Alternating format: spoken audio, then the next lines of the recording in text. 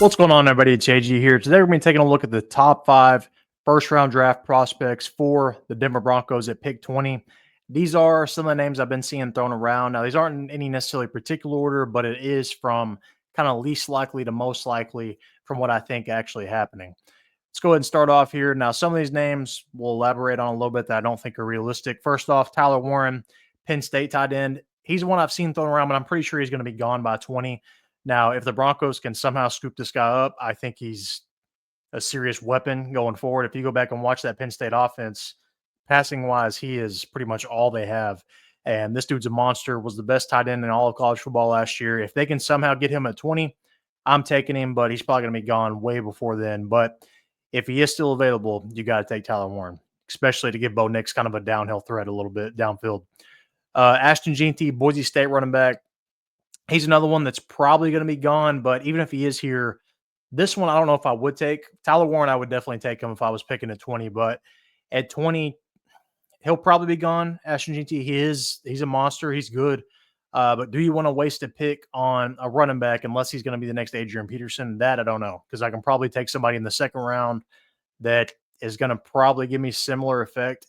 Because as good as Ashton Jeanty is, it's just not going to be able to have the same effect in the NFL probably as he did in college. I might could go round 2, take a Travion Henderson, something like that. But I'm probably not wasting a first-round pick on Ashton Jeanty. Next up, Emeka Egbuka, Ohio State receiver. Pretty good receiver. I'd be okay with this one. Now, I've seen him and Luther Burden from Missouri throwing out a bunch. I don't think Emeka Egbuka will be gone, but Luther Burden might be gone by 20.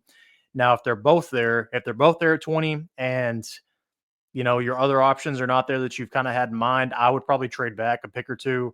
That way you can at least add another pick and you're still going to get one of these guys. Now, Luther Burden kind of offers you probably more wide receiver 1 potential. Emeka Egbuka is going to be more kind of a probably underneath type of slot guy. I think he could be a number 2 receiver for you. I don't know if Luther Burden can be a number 1, but he's kind of more of that build. From what I've seen, how they play, it just feels like Emeka Egbuka is more of a number 2 receiver, which is good. You always need those, but I think I would trade back if that's the case here.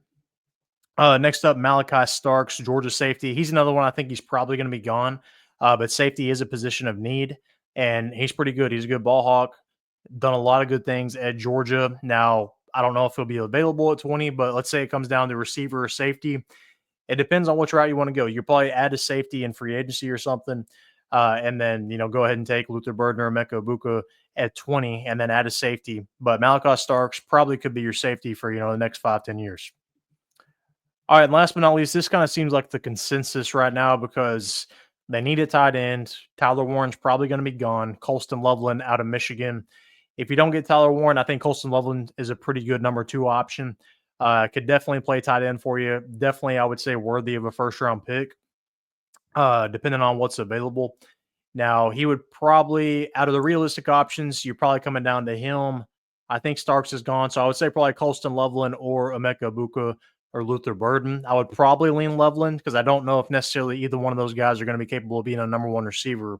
I think Colston Loveland can be kind of that go-to tight end for you going in the future. But that is, as of right now, my top 5 first-round draft prospects for the Denver Broncos. Who do you want to see them pick? Let me know. Comment down below. Make sure to like this video and subscribe.